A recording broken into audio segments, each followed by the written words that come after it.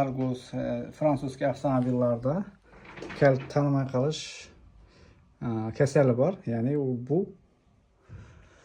buning uchun kompyuterning orqasini ochib, tabloda qanday tanimay qolganini bilishning yo'li bu mana shu tabloda o'rtasidagi chiroqchasi yonib o'chib qizil margat qilib qoladi. Tez margat qilib qoladi. Hozir endi biz buni chitina qilyapmiz. Ya'ni o'zini programmasini tartib olib, darabotka qilamizdan immo off qilib, ya'ni kalitni o'chirib, qaytadan yozamiz. Buning uchun bizga shunday spesialniy kabel yasab qo'yibmiz.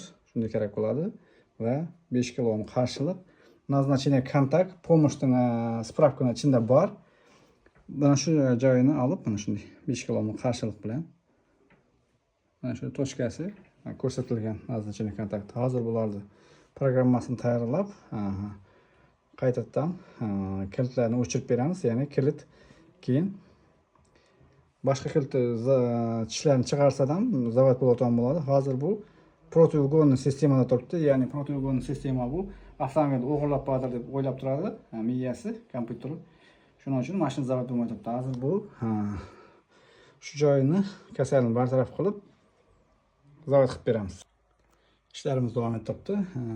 Endi chitina bo'ldi. Programmasi immo fayllarni yozatimiz hozir. Ya'ni bu kalitni o'chiramiz. Onun uchun orqasi ochilmasdan hech ham iloji yo'q buni. Endi hozir shuni taqlayapmiz. Avval bu yerda kelgan largusimiz zavod bo'ldi. Bu muammosi. Ya'ni aytganimizda mana tunuka mashasi yonib o'chib qoladi. Immo programmalarni qildik, kodlarni bilmayman, kodlarni topib berdik. Bunu yonibdimi, hozir o'chtiribdi buni ko'rsatilganimizday. Bu avtomobil bu yerda keluvdi. Zavod qilib gazlarni to'sib beradi ekan.